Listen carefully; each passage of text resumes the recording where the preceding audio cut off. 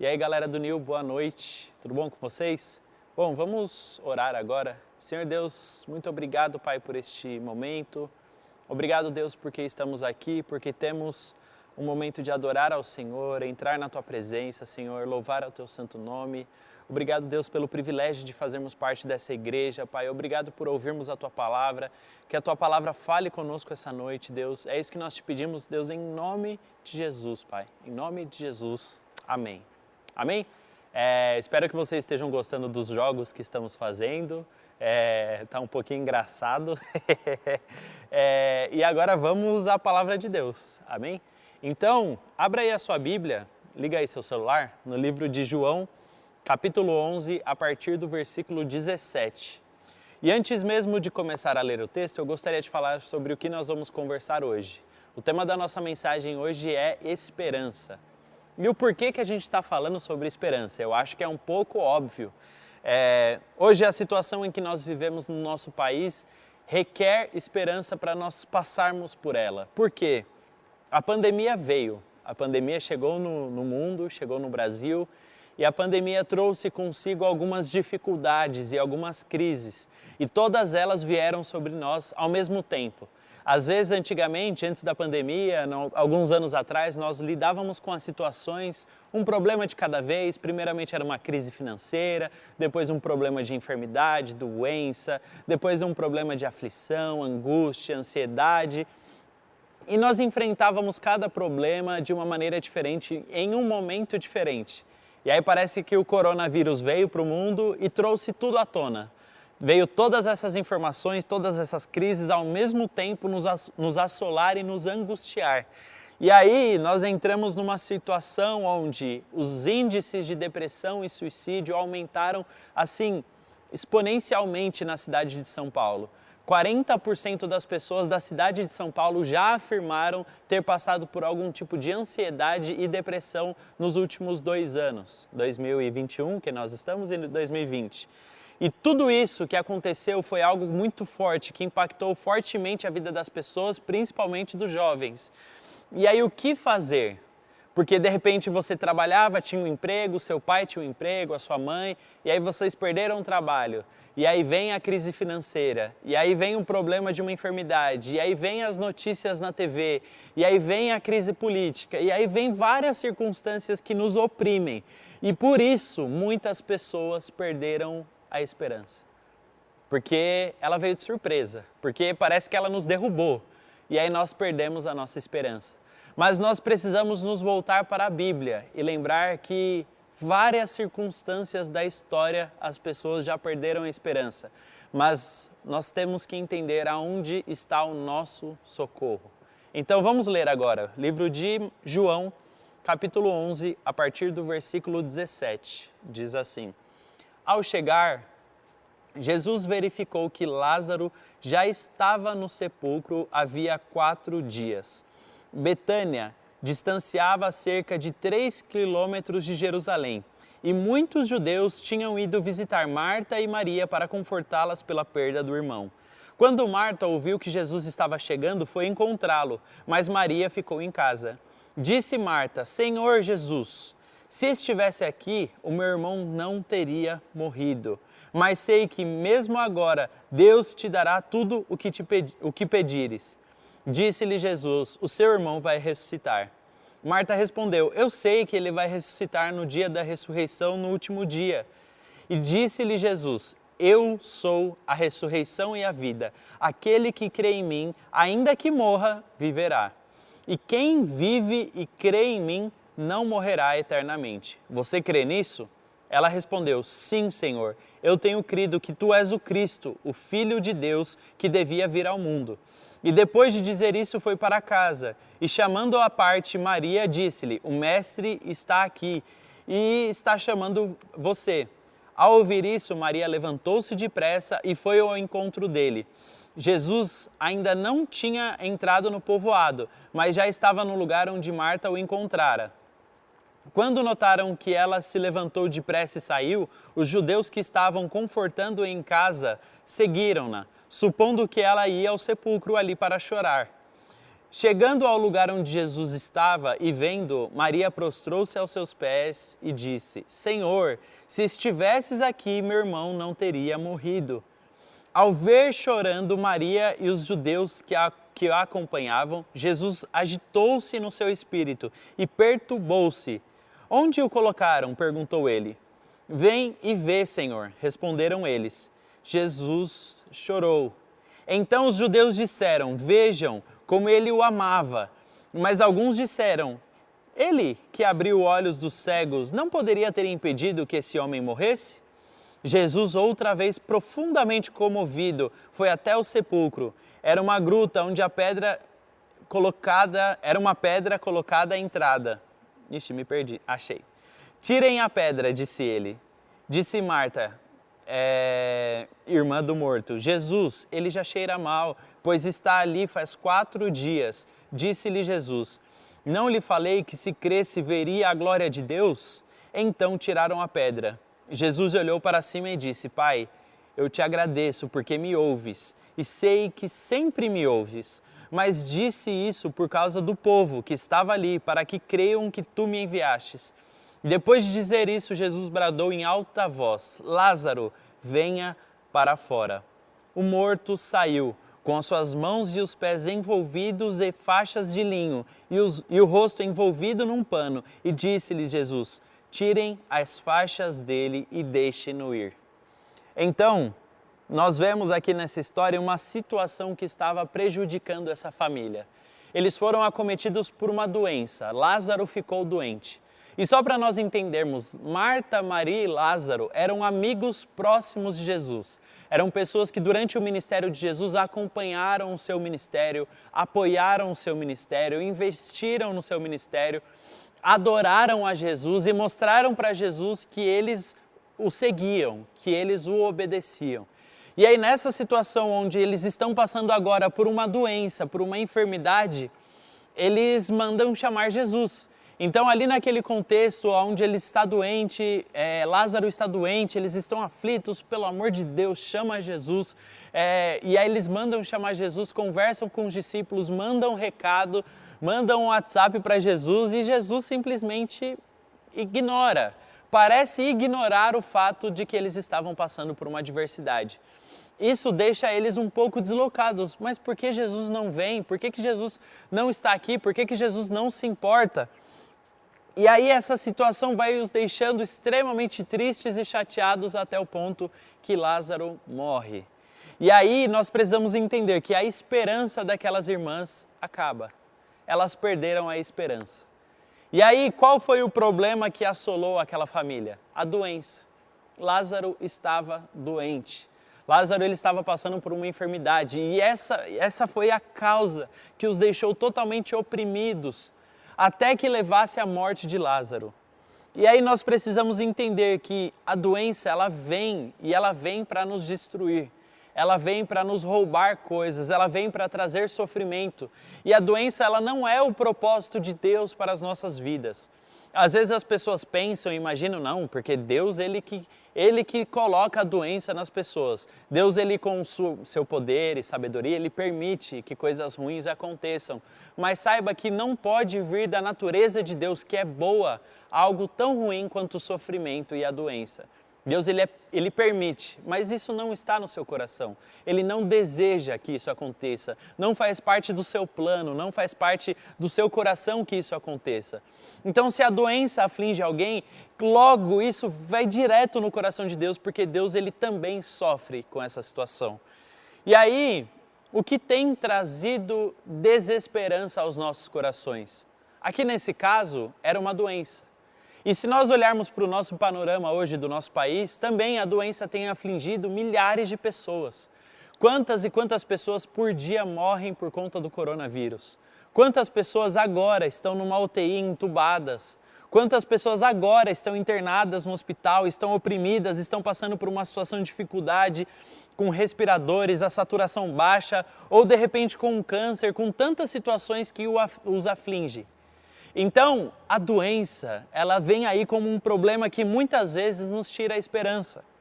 Mas existem outros motivos. Talvez seja uma crise financeira, que nós falamos no começo. que vem e tira a nossa esperança. Você perdeu o emprego, você trabalhava num lugar, você tinha um respeito do lugar, você tinha uma estabilidade financeira e aquilo foi tirado de você.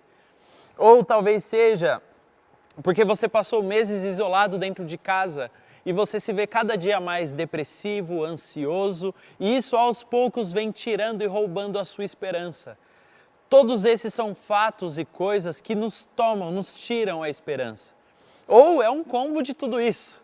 Você perdeu o emprego, ficou doente dentro de casa, está trancado, é um combo de coisas, informações. Aí você olha para o seu país, você vê uma desesperança no seu governo, você vê a crise política no país, você fica aflito, tudo te deixa angustiado. E aí você perdeu a esperança. Então, saiba de uma coisa, às vezes nas nossas vidas nós vamos sim perder a esperança. Nós vamos, porque nós somos seres humanos, somos falhos. Eu não vou chegar aqui para vocês e falar, não, se você perdeu a esperança é porque você não sabe o que você está fazendo da vida, você que está errado. Não, a gente entende que a nossa fragilidade humana está suscetível a chegarmos num ponto como esse, onde as esperanças acabaram, onde a gente não vê um futuro, a gente não vê uma situação melhor para o nosso país, para a crise, para a doença, para a depressão, para a ansiedade. A gente às vezes não consegue enxergar que algo melhor possa acontecer. Mas alguém vai entrar na história. E é legal porque, primeiramente, nós falamos sobre o que causou a desesperança. Mas sabe o que é interessante também nós entendermos? Que Marta, Maria e Lázaro conheciam Jesus. E cadê ele? Às vezes nós pensamos, a pessoa perdeu a esperança, mas é porque ela não conhece Jesus. Quem conhece Jesus não perde a esperança. Quem disse? Marta e Maria conheciam Jesus e mesmo assim perderam a esperança. Olha só. Então, o que causou a desesperança naquelas pessoas foi o fato deles estarem sofrendo e parece que Jesus não está ali. E parece que Jesus não está preocupado, parece que Jesus não está fazendo nada.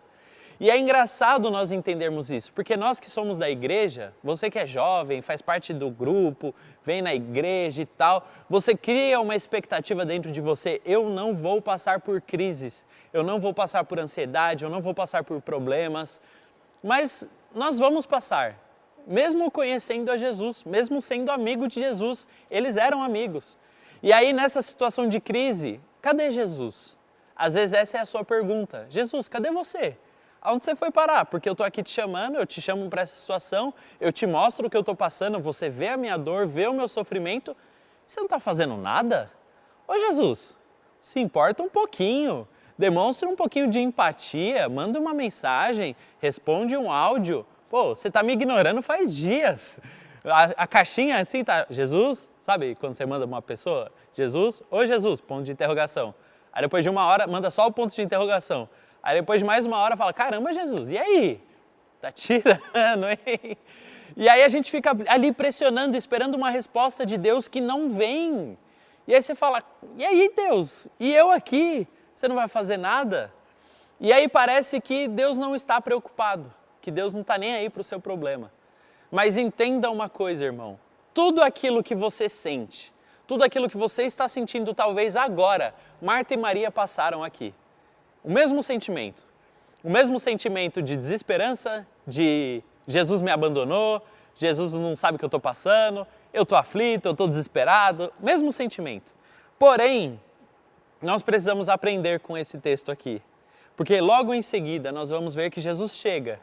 E logo que ele chega, ele é confrontado por Marta e Maria. Jesus, você abandonou a gente, por que você não estava aqui? Meu irmão não teria morrido, você deixou a gente sozinho. E aí Jesus, ele está ali naquela situação, ele fala para aquelas pessoas, ele promete algo, mas ele está ali no meio daquela situação. Porém, tem um versículo que é chave na Bíblia, que fala que Jesus, ele chorou. Jesus chorou. Tem até uma música do Racionais que fala isso. O que é, clara e salgada. Então, essa aí mesmo. Jesus chorou é o nome da música, mas não dá para ouvir porque fala sobre crime. Então, ao chorar ali naquela situação, por que Jesus está chorando? Jesus, ele sabia que Lázaro estava doente, ele sabia que Lázaro seria restaurado, ele sabia que haveria ali uma ressurreição. Por que Jesus chora? Não faz sentido. Mas nós precisamos entender algo. O que significa Jesus chorar não é o fato dele não entender o que está acontecendo, mas dele simplesmente se compadecer pela situação de Marta e Maria. Nós precisamos entender algo. Deus, o nosso Deus eterno, Criador dos céus e da terra, Ele é um Deus que tem empatia com o ser humano. Olha que louco isso. Você pensar num Deus todo-poderoso, num Deus que não lhe falta nada, num Deus que detém todo o poder, toda a glória, toda a majestade, que tem tudo no controle das tuas mãos, e mesmo assim esse Deus, sendo tão acima das circunstâncias, ele consegue sair deste lugar aqui de total poder e controle e se colocar num lugar onde ele olha para mim e para você com um olhar de igualdade, com um olhar de compaixão e empatia. Deus se importa. E, gente, é importante nós entendermos isso. É importante nós pensarmos dessa forma. Porque parece que Deus está distante. Parece que Deus não está nem aí. Parece que Deus não liga. Parece que Deus não quer saber do seu problema. Quando, na verdade, é extremamente ao contrário. Jesus aqui, ele chorou porque ele se compadecia com a situação daquelas mulheres. Ele se compadecia com a situação daquelas pessoas que estavam chorando. Ele sente a dor das outras pessoas. Jesus se importa. Então, qual seja a causa que você tem passado, talvez Jesus esteja te ignorando no WhatsApp, mas saiba que tem um motivo, tem um propósito, tem um porquê, mas nunca duvide disso, nunca duvide que Ele se importa, que Ele se importa com você, que o coração dele na verdade está querendo mais do que ninguém fazer o melhor pela sua vida e Ele somente está esperando o momento certo. Existe um momento certo da manifestação do poder de Deus nas nossas vidas.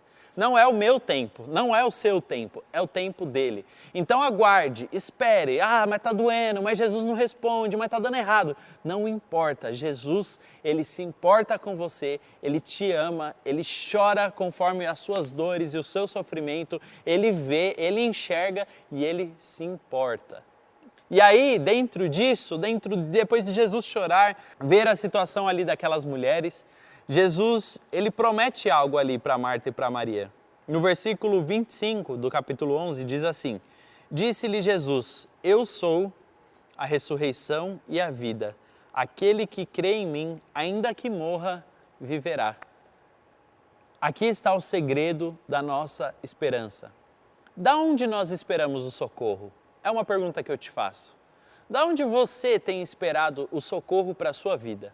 É o seu pai, a sua mãe, é o trabalho do seu pai, é a estabilidade financeira do seu pai, ou o seu trabalho, a sua estabilidade financeira, é a saúde que talvez você tem hoje, e eu não sei se você percebeu com o corona, ela pode fazer assim e acabar amanhã, porque nós não temos o poder sobre ela, o controle sobre ela. Ou é a força que você tem, a energia que você tem, o trabalho que você tem, a empresa que você tem? Aonde está a sua esperança, a sua confiança? Aonde está depositada ela? E assim, nós vemos, conforme os dias têm passando, quanto mais as pessoas se decepcionam nessa vida. Porque elas colocaram a esperança dela em pessoas. Porque elas colocaram a esperança delas num governo, num político. A minha esperança está no político. A minha esperança está no chefe de Estado, a minha esperança está numa revolução do político que é contra o político que eu não gosto, e essa salada toda. A minha esperança está na pessoa que eu conheço, no pastor da igreja, no líder do ministério. Gente, eu afirmo e garanto para você, todas essas pessoas, todas essas coisas vão te decepcionar. As pessoas vão te decepcionar, os pastores vão te decepcionar, os líderes vão te decepcionar, porque a sua esperança não deve estar em nenhum deles. Se você é aqui do New, eu vou te falar uma coisa, não crie muitas expectativas em mim, porque eu vou te decepcionar. Eu, como ser humano falho, vou te decepcionar. Você vai criar alguma expectativa sobre mim que talvez eu não vá suprir. E é isso mesmo, porque a nossa esperança não estão nas pessoas. A nossa esperança está naquele que um dia disse, eu sou a ressurreição e a vida. Se alguém estiver morto, se alguém morrer, não importa, porque eu tenho o poder de fazer essa pessoa voltar à vida. Nós devemos depositar a nossa esperança naquele que tem poder para fazer. Não em uma pessoa que é limitada, que é falha, que erra, que tem as suas limitações naturais de qualquer ser humano. Não nelas. A nossa esperança está naquele que disse: eu sou a ressurreição e a vida. Eu sou o caminho, a verdade e a vida. Então, a nossa esperança deve estar nele, no Verbo de Deus. Nele deve estar a nossa esperança, deve estar. E aí, quando nós depositarmos totalmente a nossa confiança e esperança nele, nós, no momento certo, vamos viver algo que vamos ler agora. Versículo 39 do capítulo 11. Tirem a pedra, disse ele. Disse Marta, irmã do morto: Senhor, ele já cheira mal, pois está faz 4 dias. E disse-lhe Jesus: não falei que se você cresce veria a glória de Deus? Então tiraram a pedra. Jesus olhou para cima e disse: Pai, eu te agradeço porque me ouviste. Eu sei que sempre me ouves. Mas disse isso por causa do povo que estava aqui, para que creiam que tu me enviaste. Depois de dizer isso, Jesus bradou em alta voz: Lázaro, venha para fora. Gente, nós precisamos entender algo.